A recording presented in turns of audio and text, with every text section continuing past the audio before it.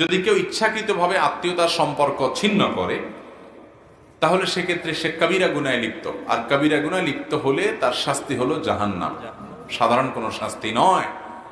আত্মীয়তার সম্পর্ক ছিন্ন করা ছোট কোনো গুনাহ না, ছোট কোনো পাপ না ভাই, বড় পাপ, বড় পাপ, বড় অপরাধ। রক্ত সম্পর্কীয় আত্মীয় ভাই বোনের মধ্যে সারাদিন লেগে থাকে, ঠিক না ভাই? ঠিক। সংসার একটু ভারী হইলে হাজারটা সমস্যা হতে পারে। হয় আমার ভাইয়ের ভিতরে সমস্যা আছে বুঝলাম, তারপরও দিন শেষে আমার ভাই। আমার বোনের মধ্যে সমস্যা আছে, বদখাসলত আছে, অনেক দোষ আছে বুঝলাম, কিন্তু তারপরও সে আমার বোন। আমাদের দুজনের রক্ত এক।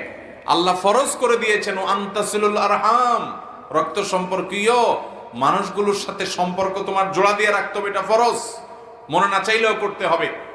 আর কিছু না পারেন খোঁজ খবর নেন, দেখা হইলে সালাম দেন।